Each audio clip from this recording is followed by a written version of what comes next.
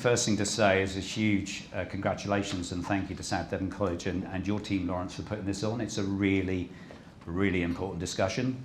As well as being CEO of the South West Business Council, I'm also a non-exec director of the Heart of the South West LEP. And whichever sector we look at, skills is probably the number one issue. Despite everything that's going on in government circles, there is a sense actually amongst the business community that there is plenty of opportunity out there, but skills is their number one challenge. Now, in the Southwest, we have wonderful bedrock industries, farming, tourism, fishing, agriculture, etc. But I'm hugely, hugely excited for the industries that are beginning to break at scale in the Southwest that will help us have a very balanced economy. And certainly the sectors that I'm seeing significant hope in is the tech sector. If I rewind back 5 years ago, there were probably 2 tech clusters in the whole of the Southwest, and the Southwest was seen as a little bit of a poor relation in the UK. Those tech clusters were Bournemouth Poole, Bristol Bath. Now if you look at the map, you can barely move in the Southwest without being very close to a tech sector, and pay tribute to Dan Pritchard, who's in the room here tonight, for his leadership around Tech Southwest, which I'm probably going to get the number wrong, but you're talking about nearly 3,000-ish tech companies that we know about in the Southwest, and that's probably hidden in terms of the UK understanding of just how rich the Southwest is in tech. Previous to being CEO of South West Business Council, I looked after England for BT, and I had the privilege of taking some of you and some of your students up to Adastral Park, £500 million a year in research, including photonics. So one of the things we've been trying to do is to see how we can link up the sub-region here, you as a college, the photonics cluster with some of these national players to grow the opportunities around digital and photonics and fibre. To fibre up every single home in the UK, 31 million homes is a massive task. And it's about 30,000 extra engineers that are currently sitting in the pipeline of talent. So there are huge opportunities around a multi-decade opportunity around fibre and the photonics industry in the widest sense. Cyber is a massive opportunity, not going away, it's only going to increase.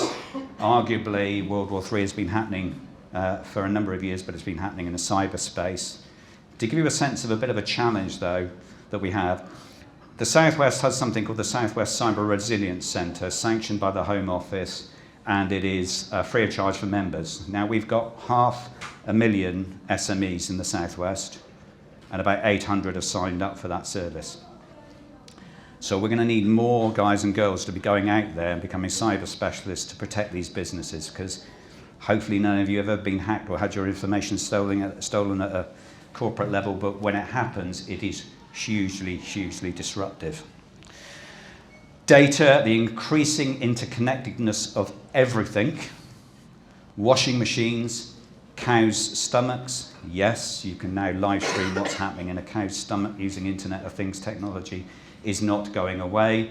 The exploitation of the data that creates is a massive opportunity for us. So anyone that's looking to get into data analysis is going to find probably a very fruitful and long-term career, because that interconnectedness of everything, animate and inanimate, is accelerating away. One that's almost an hourly, if not daily, conversation for me is renewable energy, and specifically floating offshore wind. Massive opportunity for us out in the Celtic Sea. The Crown Estate are licensing about 4 gigawatts of capability out there. It will probably grow to 10 and on to 20 easily. Exeter University have done some work about the skills requirements on that. Circa 12,500 jobs required for floating offshore wind. Now, I suspect a lot of that is going to land in South Wales and hopefully in the Southwest, and these are multi-decade opportunities. Up the road, we have Gravity that is now announced as part of Somerset's investment zone. I suspect the first tenant could be several thousand jobs, and that will ultimately grow possibly up to 7,500, 8,000 jobs on that site, and 70,000 supply chain jobs associated with it. So we have a number of big potential investments here that are going to give us some skills challenges, no doubt about it, because it's going to drive wage inflation as well as people in the age brackets that we're looking at here in this college become ever more in demand. and it is every sector that is after talent. So some of the people that are going through your establishment today, Lawrence, will be auctioning themselves in a few years because they'll have gained such strong capability that is in shoes demand.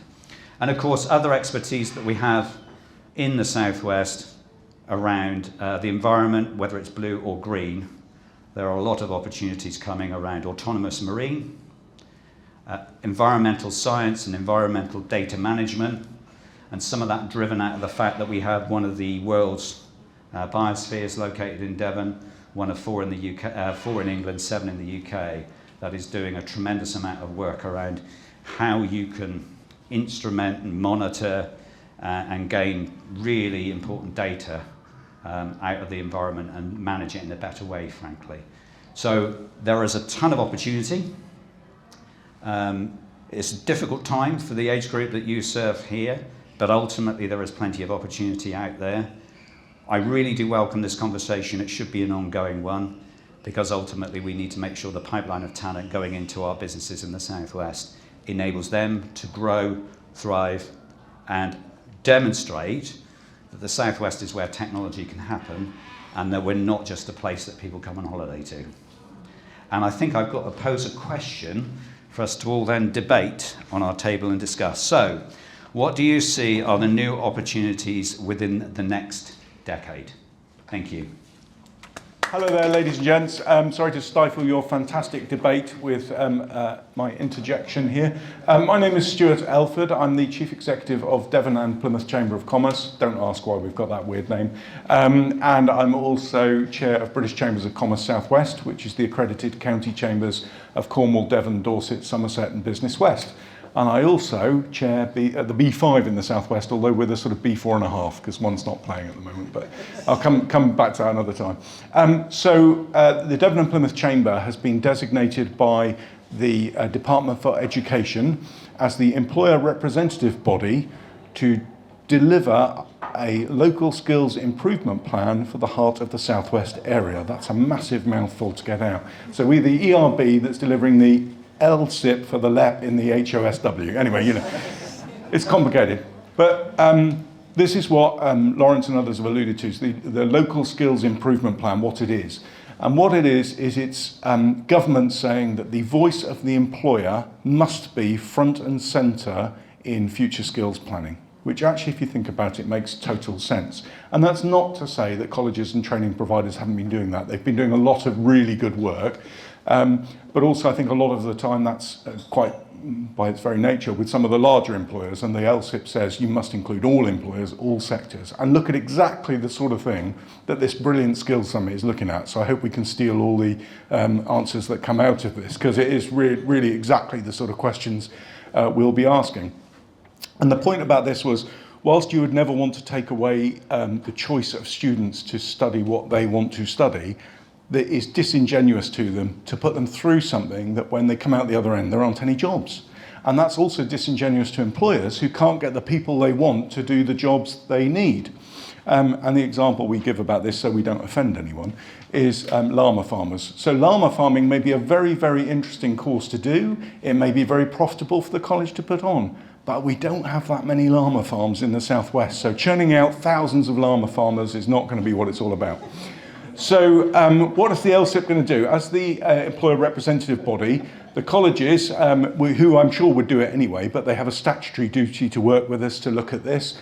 We will work with all the other ERBs, and there's a lot of them. So, FSB, CBI, IOD, MAKE, SWEOT, you name them, we will work with them. Sorry, Southwest Business Council, sorry. There's a lot of us about. So we will work with all of those and lots of employers.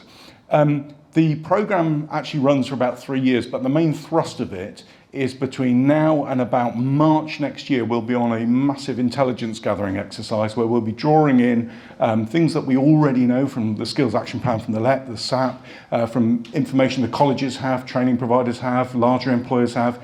But we'll also be running a bunch of engagement events, surveys, one-to-one interviews, and basically doing everything we can to draw in all this intelligence. Then there'll be a 2-month period of actually writing the plan. Then there'll be about a month's worth of arguing with DFE about the plan, and judging by the budget meeting I had with them recently, there'll be a lot of arguments about that. And then once the plan has been agreed, there's a period of monitoring over the next 2 years about how the plan is rolled out. But what it should do is end up putting the future skills that are required by employers front and centre in further education and how it's delivered, so that you as employers, those of us in the room who are employers, will get the people they want trained in the things they want. So that, I think, just about leads me to the question. Something flashed across my mind I should have said. But anyway, it doesn't matter. So the question is, what are the future skills that are required? What are we going to need? Over to you. Thank you.